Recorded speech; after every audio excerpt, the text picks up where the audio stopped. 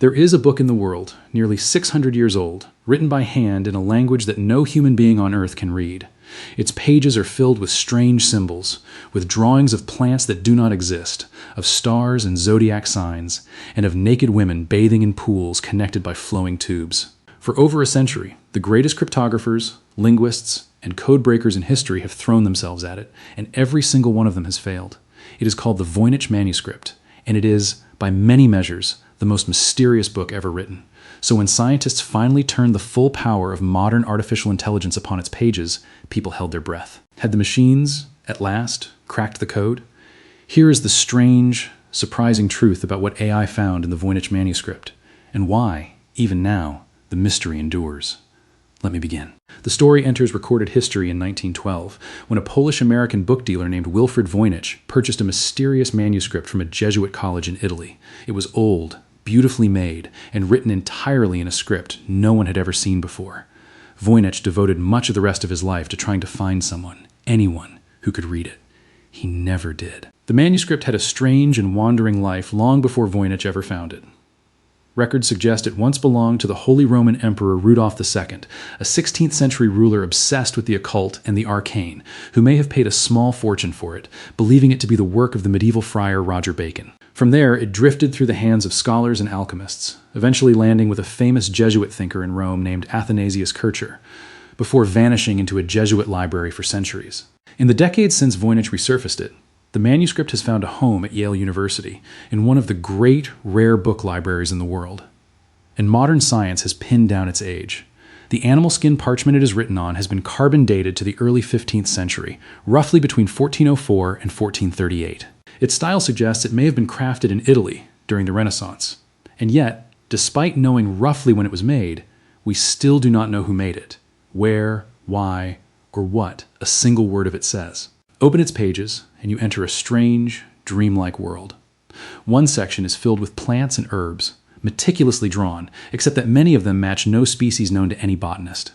Another is filled with the stars, with zodiac symbols and astronomical diagrams. A third, the strangest of all, shows dozens of naked women bathing in green pools of liquid, connected by an elaborate network of pipes and tubes, like the blueprint of some ancient, impossible spa. Scholars suspect these sections deal with medicine, with alchemy, or with herbal remedies. But they cannot be sure, because every word that accompanies the pictures is written in a script that exists nowhere else on Earth. And this is what makes the manuscript so maddening. It is not just that the words are in a cipher, a code waiting to be broken. It is that no one even knows what language lies hidden beneath the code. It is a double mystery. An unknown script, concealing an unknown language. The world's greatest code breakers have attacked it. William Friedman, the man who led the breaking of Japan's military codes in the Second World War, spent decades on it and died without reading a single sentence. Generation after generation of scholars have tried Latin, Arabic, Chinese, Aztec, and dozens of others, and every attempt has collapsed. In 2019, an academic announced he had cracked it as Proto-Romance, an ancestor of modern Romance languages. The story went viral. And then, like all the others, it crumbled under expert review, dismissed as forced and unrepeatable. The pattern had become almost a ritual. Claim, headline, collapse. The book simply refuses to give up its secret. So scientists turned to computers. And the very first thing that artificial intelligence discovered about the Voynich manuscript was, in its own quiet way, profound. The text is not random. When researchers fed the manuscript's words into statistical analysis, they found something astonishing. The text obeys a mathematical rule called Zipf's law. Zipf's law describes how words are distributed in real human languages. In English, in Latin, in Arabic, the most common words appear very frequently, and the rarest words appear only once or twice, following a precise, predictable curve. Random gibberish does not do this, but the Voynich text does. Its word frequency matches the pattern of a genuine language almost perfectly, which means one of two extraordinary things. Either this is a real language, carefully encoded, or someone, 600 years ago, somehow invented a text that perfectly mimics the deep statistical structure of human speech, centuries before anyone even understood such structures existed. Either way, it is not nonsense. And that single finding is what makes the Voynich manuscript so haunting. It sits in a strange, uncanny valley. It looks like a language. It behaves like a language. It checks out, statistically, as a language, and yet it says nothing that anyone can understand. It is structure without meaning, a voice without words. And so, in 2018, came the announcement that swept across the world. A team of computer scientists at the University of Alberta, Greg Kondrak and Bradley Hauer, used an artificial intelligence algorithm to attack the manuscript. They trained their system on the Universal Declaration of Human Rights, translated into nearly 400 different languages, teaching it to recognize the statistical fingerprint of each one. Then they turned it loose on the Voynich text. The algorithm, they reported, had reached a conclusion.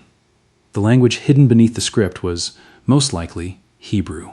And not just Hebrew, but Hebrew scrambled into anagrams, with the letters of each word rearranged in alphabetical order. Armed with that idea, the researchers attempted to decode the very first sentence of the manuscript. They rearranged the letters, filled in the missing vowels, and ran the result through a translation tool. And out came a sentence.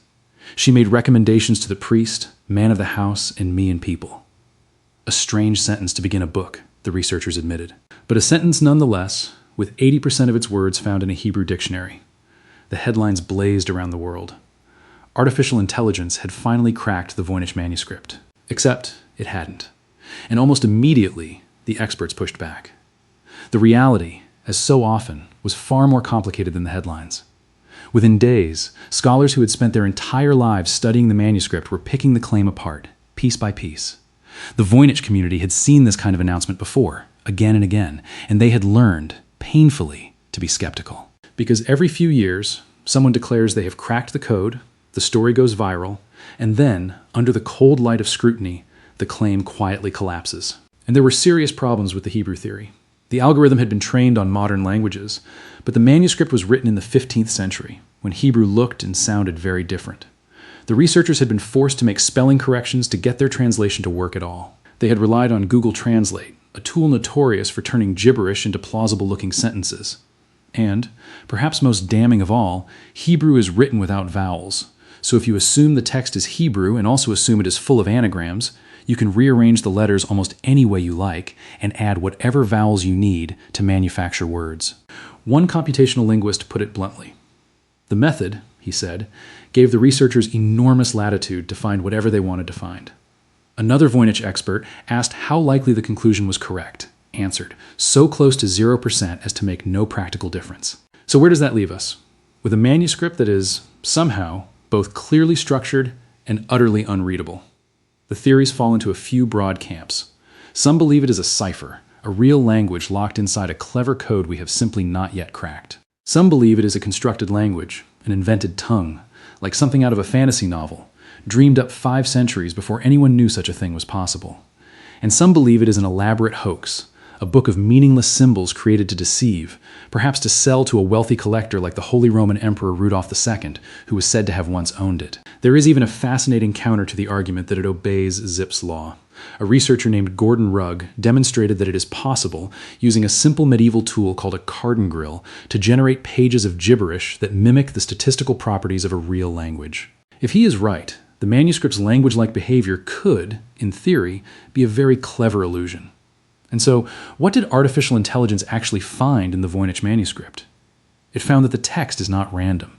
It found tantalizing, controversial, and ultimately unproven hints of Hebrew. And it found that the mystery is deeper, not shallower, than anyone had imagined. For all the algorithms and all the headlines, the Voynich manuscript remains undeciphered. No one has read a single sentence of it with any certainty. The book keeps it secret, still, after 600 years. And maybe that is exactly why we cannot leave it alone. There is something irresistible about a puzzle that refuses to be solved, a locked door that stands at the very heart of one of the greatest libraries in the world. We want to know what those plants were for. We want to know why those women bathe in those strange pools. We want to read the words that someone, 6 long centuries ago, took such extraordinary care to write. The Voynich manuscript is a mirror. In it, we see our endless hunger to understand, our stubborn refusal to accept that anything could be truly, permanently unknowable. And it is worth remembering what the manuscript truly is. Not a treasure map. Not a spell book. In all likelihood, a record of human knowledge, of herbs and stars and remedies, written by someone who wanted, very badly, to pass that knowledge on. They could not have imagined that 6 centuries later, their words would still be locked away, silent, waiting for a reader who never came. The tragedy of the Voynich Manuscript is not that it is mysterious. It is that it may hold real meaning, real care, real human thought, and that meaning has been lost to time. So here's the question I want to leave you with. Is the Voynich Manuscript a lost language waiting to be heard, or an empty riddle that will never speak? I want to hear your answer. Drop it in the comments below. If this journey into the world's most mysterious book captivated you, share it with someone who loves a real puzzle. And subscribe, because the next mystery we chase might be the one that is finally, gloriously solved. Until next time, keep questioning, keep decoding, and never believe that any secret is meant to stay buried forever. I am Arif Hassan, and this is AH History.